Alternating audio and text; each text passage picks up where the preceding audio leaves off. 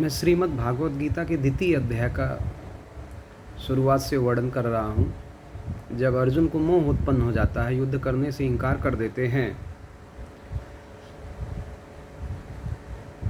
तो भगवान कृष्ण अर्जुन से कहते हैं, तम तथा कृपया आविष्टम अश्वपूर्णा कुलेक्षणम विसीदंतम इदम वाक्यम उवाच मधुसूदन।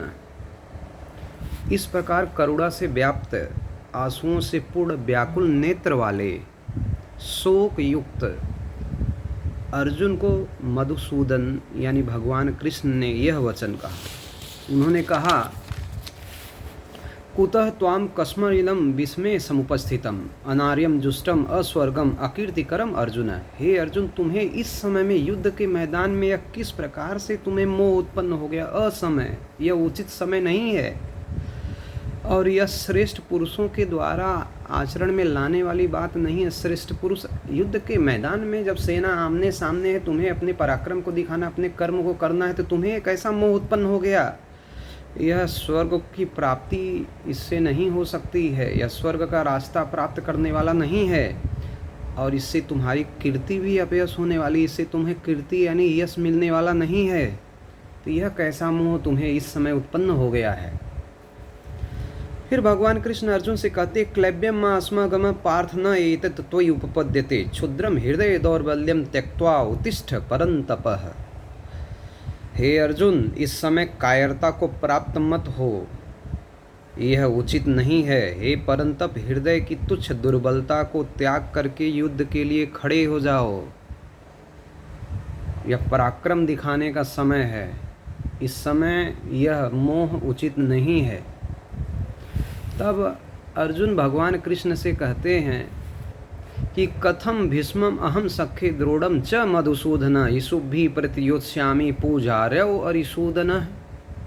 हे मधुसूदन, मैं रणभूमि में किस प्रकार से अपने बाणों से भीष्म पितामह और अपने गुरु द्रोणाचार्य के विरुद्ध कैसे मैं लड़ूं? हे अरिसूदन, दोनों ही मेरे लिए पूजनीय हैं, अपने पूजनीय के विरुद्ध युद्ध में कैसे कर सकता हूं? फिर वो कहते हैं कि गुरून् अहत्वा ही महानुभावान् श्रेय भोक्तुम भैक्षम अपि हे लोके हत्वा अर्थ कामान गुरून् इव भुंजीय भोगान रुद्र प्रतिग्धान। हे महानुभाव, हे केशव, अपने गुरुजनों को न मार करके मैं इस लोक में भिक्षा मार करके अन्न खाना कल्याणकारी समझता हूँ। मैं अपने गुरुजनों अपनों को मारूंगा नहीं, मैं भीख मांग करके खाना उचित समझता हूँ, क्योंकि गुरुजनों को मार कर इस लोक में रक्त से सने हुए अर्थ और भोगों को ही तो मैं भोगूंगा, यह भोग मुझे नहीं चाहिए। फिर वो कहते हैं, और इस युद्ध में याने हत्वा न जिजीवासम स्थे अस्थिता प्रमुखे धातराष्ट्र। इस युद्ध में हम दोनों ही नहीं जानते, न कौरव और पांडव दोनों सेनाओं को यह पता नहीं कि इस युद्ध में कौन विजयी होने वाला है। वो हमको जीतेंगे या हम उनको जीतेंगे, यह भी हमें पता नहीं है।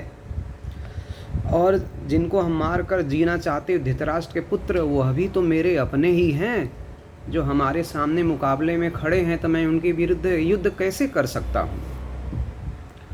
फिर भगवान कृष्ण कहते हैं कि कार्पण्य दोष हत स्वभाव परीक्षामि त्वाम धर्म सम्मूढ़ चेता यत श्रेय सात निश्चितम ब्रूहि तत्मे शिष्य ते अहम साधि माम त्वाम प्रपन्नम। कायरता रूपी दोष के स्वभाव वाले, धर्म के विषय में जो मोहित हो गए हैं, अर्जुन कहते हैं कि प्रभु, मैं आपसे पूछता हूँ कि मैं कुछ भी समझ नहीं पा रहा हूँ, मेरी बुद्धि भ्रमित हो गई है। मैं आपका शिष्य हूँ, मैं आपकी शरण में आया हूँ, इसलिए मुझे इस समय शिक्षा दीजिए कि मैं क्या करूँ, कैसे अपने मन को शांत करूँ मैं। फिर वह कहते हैं, न ही प्रपश्यामम अनुपद्यातेत शोकम उक्षोषणम इंद्रियाणाम अवाप्य भूमौ असपन्नम रिधम राज्यम सुराणाम अपि च आधिपत्यम। क्योंकि भूमि में धन धान्य संपन्न राज और देवताओं के स्वामीपन को प्राप्त होकर भी मैं कुछ ऐसा नहीं देख सकता हूँ कि जिससे मेरी इंद्रियां जो है शोक को दूर कर सके, मेरी इंद्रियों को प्रसन्नता मिल सकते हैं। ऐसा कोई उपाय मैं नहीं देख पा रहा हूँ कि मुझे धन धान्य मैं प्राप्त कर लूँ, देवताओं की कृपा भी हो जाए, फिर भी इस समय युद्ध में मेरे मन को शांति नहीं मिल रही है, मेरी बुद्धि भ्रमित हो गई है, मैं ये उचित मुझे नहीं लगता है कि मैं अपने ही लोगों का वध कर सकूं। फिर भगवान कृष्ण अर्जुन से कहते हैं, अशोच्यानि शोचस्त्वं प्रज्ञावादांश भाष्ये गतासूंश्च नानु शोचन्ति पंडिता। कि हे अर्जुन, तुम शोक न करने वाले लोगों के लिए शोक करते हो और पंडितों के समान वचन बोलते हो। जिनके प्राण चले गए हैं उनके लिए और जिनके प्राण नहीं गए उनके लिए भी विद्वान शोक नहीं करते हैं। जीवन नश्वर है, कुछ भी इस दुनिया में स्थिर नहीं है। और तुम भी नहीं जानते हो, ऐसा समझते हो कि किसी काल में तुम नहीं थे, मैं नहीं था, ये राजा नहीं रहेंगे, ऐसा भी नहीं है।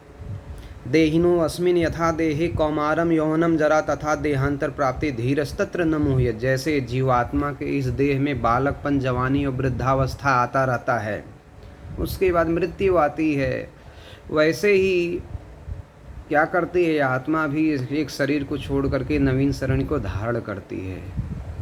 इस विषय में धैर्यवान लोग मोहित नहीं होते हैं। यह सत्य है, इस मोह के दलदल से बाहर निकलो। जितने लोग हैं कोई भी यहाँ स्थिर रहने वाला नहीं है, इसलिए इस माया मोह में अज्ञानता के कारण सत्य को पहचानो। तुम्हारी बुद्धि जो भ्रमित हुई है उसको समझने का प्रयास करो अर्जुन। मात्र स्पर्शात कौन्तेय शीतोष्ण सुख दुखदा आगम अपायना नित्यतान तितिक्षस्व भारत। हे कुंती पुत्र अर्जुन, जैसे वो सर्दी और गर्मी आता रहता है वैसे ही सुख दुख भी जीवन में आता रहता है। उसी प्रकार से उनको तुम सहन करना सीखो। जैसे सर्दी गर्मी आती रहती है, सुख दुख जीवन में आते जाते रहते हैं, उसी प्रकार से इन सुख दुख को सहन करना सीखो और तुम युद्ध के लिए तैयार हो जाओ।